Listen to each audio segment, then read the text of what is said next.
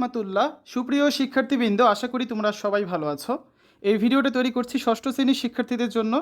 2024 সালে ষষ্ঠ শ্রেণীর ষান্মাসিক মূল্যায়নের ইতিহাস ও সামাজিক বিজ্ঞান পরীক্ষাটা হবে 15 জুলাই। তোমাদের ইতিহাস ও সামাজিক বিজ্ঞান পরীক্ষার জন্য কিছু প্রশ্ন বা কাজ আমরা কিছুক্ষণ আগে দিয়েছিলাম, সেগুলো সমাধান নিয়ে এখন আলোচনা করব। তো প্রথম পর্বে আমরা প্রথম কাজটা করব। তোমাদের মূল্যায়ন প্রজেক্টের নাম হচ্ছে দায়িত্বশীল ভূমিকায় আমি।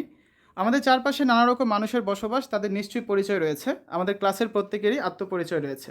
এই পরিচয় রয়েছে সাদৃশ্য ও বৈচিত্র্য। আমরা মূল্যায়ন প্রথম কাজটিতে জোড়ায় সহপাঠীদের আত্মপরিচয় অনুসন্ধান করব। এরপর অতীত ও বর্তমান সময়ের মানুষের জীবন ও জীবিকা তুলনা করব। সেই সাথে ভৌগোলিক পরিবেশে মানুষের জীবন ও জীবিকা শনাক্ত করে তুলনা করব। সবশেষে সমাজের নানা রকম আত্মপরিচয় মানুষের সাথে মিলেমিশে থাকার জন্য করণীয় বিষয়ে একটি প্রতিবেদন লিখব। তো আমাদের প্রথম যে কাজটা হচ্ছে, চলো সহপাঠীকে জানি। নম্বরে একটা প্রশ্নমালা তৈরি করব, যেটা নিয়ে আমরা এই ভিডিওতে আলোচনা করব। তো আমরা একজন সহপাঠীর পরিবার ও এলাকা বিষয়ক তথ্য সংগ্রহ করব। বৈজ্ঞানিক অনুসন্ধানের ধাপ অনুসরণ করে আমরা এই কাজটি করব।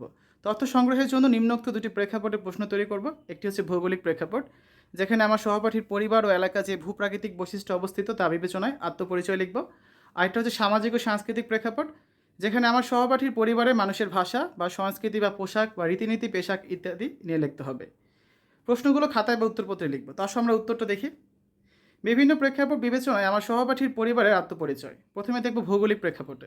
আমার সহপাঠী দক্ষিণ এশিয়ার দেশ বাংলাদেশে বসবাস করে। তারা বাংলাদেশের দক্ষিণের জেলা কক্সবাজারে থাকে। এই অঞ্চলটি সমুদ্র তীরবর্তী এবং আবহাওয়া সমভাবাপন্ন। সামাজিক ও সাংস্কৃতিক প্রেক্ষাপট, ভাষা হচ্ছে বাংলা, সংস্কৃতি বাঙালি সংস্কৃতি, পোশাক সাধারণ বাঙালি পোশাক। আমার সহপাঠী পাঞ্জাবি, পায়জামা, গেঞ্জি, শার্ট, প্যান্ট ইত্যাদি পোশাক পরিধান করে। রীতিনীতি, আমার সহপাঠী মুসলিম পরিবারের সন্তান, তাই তারা মুসলিম রীতিনীতি অনুসরণ করে। পেশা, আমার সহপাঠী একজন শিক্ষার্থী, তার বাবা একজন শিক্ষক এবং মা হচ্ছেন গৃহিণী, তার বড় বোন হচ্ছেন ডাক্তার। তো দেখো, এটার অ্যান্সারটা এই পর্যন্তই, ঠিক আছে? এর পরের অংশটুকু নেই। তো কাজ ক শেষ করলাম। আমরা কাজ খ এরপর এখান থেকে শুরু করব, যে জোড়া গঠন ও তথ্য সংগ্রহ। তারপর রয়েছে কাজ গয়ে তথ্য সাজাই। এখানে আমরা উল্লেখিত দুটি প্রেক্ষাপটে সহপাঠীর